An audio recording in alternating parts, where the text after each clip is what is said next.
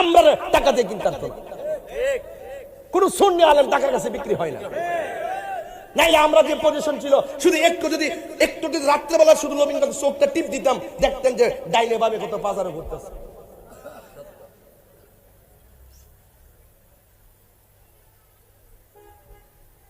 আরে বলে টাকা তো যে মানুষ সবাই তো রুজি করে।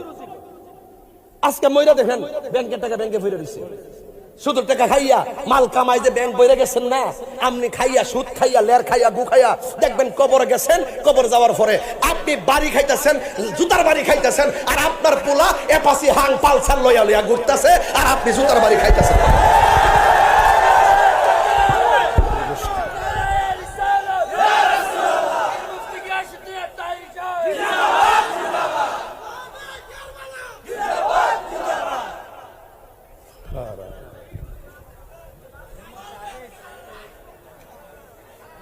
রাগ করলে কিছু করার নাই, রাগ করলে কিছু করার নাই।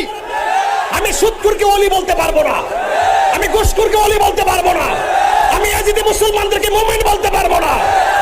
বাতিলকে বাতিল বলতে হবে, হুসাইনের পক্ষে থাকতে হবে। 12 মাসে 13 রং পাল্টাস বেড়া। এই জন্য একবার বলছিল বাংলাদেশের মন পাইবেন কেমনে?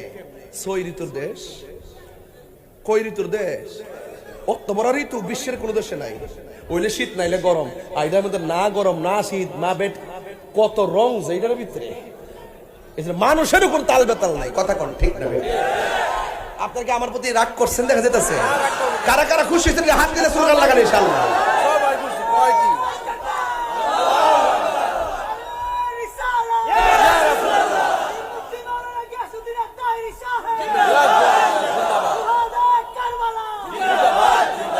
আল্লাহু আকবার, জোরে বলেন। কার জন্য পানি বন্ধ করি? যেই নাতির জন্য পানি বন্ধ করছো, ওর নানা কিন্তু রাহমাতুল লিল আলামিন। আর নাতির মনে কষ্ট দিয়া হাউজে গছরে পানি খাইলে বা ও তুই সুজা। হ্যাঁ, ওই যে বাপের জুতা দাবাই রে ফুতেরে ফুলের মালা দে, এমন এমন কিছু লোক আছে না? আল্লাহকে অসন্তুষ্ট করে বেহেশতের আশা করা যায় না।